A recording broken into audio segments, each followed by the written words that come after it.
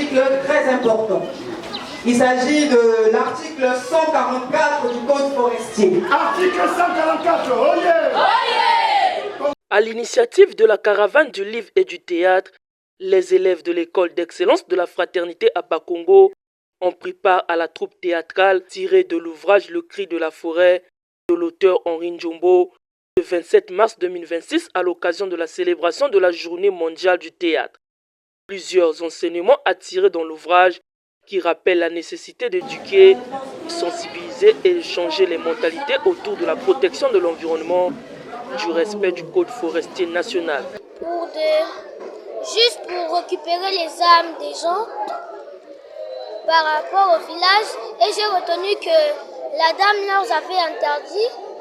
Si c'était moi, je devrais dire que c'est pas bien de voler les âmes des gens parce qu'ils peuvent mourir et que si on volait votre âme, vous aussi vous devrez mourir. Ce que j'ai retenu, c'est que quand les habitants avaient coupé l'arbre, ils n'avaient même pas su que ça détruit l'oxygène et qu'ils n'avaient pas mangé de ne pas couper les arbres parce que ça donne de l'oxygène et sans oxygène, on va mourir.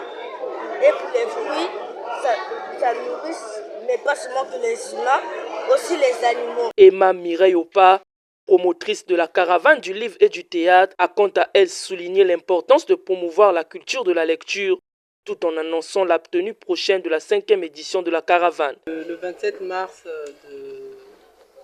toute l'humanité célèbre la journée internationale du théâtre. Et vous savez que je suis la promotrice de la caravane du livre et du théâtre.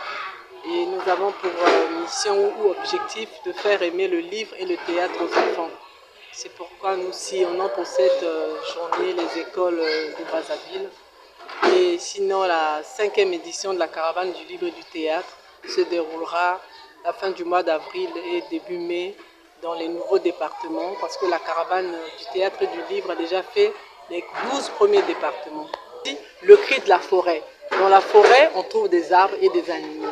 Et les arbres crient. Les arbres crient tellement fort que ça nous dérange. Maintenant, on parle de changement climatique. Vous voyez que maintenant, dans des saisons, il y a 10 ans, il y avait des mois où il pleuvait. Et voilà que c'est pendant ces mois, il ne pleut plus. C'est parce que la forêt, c'est parce que les arbres parlent. Et les arbres parlent et souffrent tout simplement à cause de l'action de l'homme. Entre sensibilisation environnementale, éducation et promotion de la lecture chez les jeunes et adultes, la caravane du livre et du théâtre se donne pour mission de redonner le goût du livre et de la lecture auprès d'un plus grand nombre. Là, on ne parle plus. Très bien.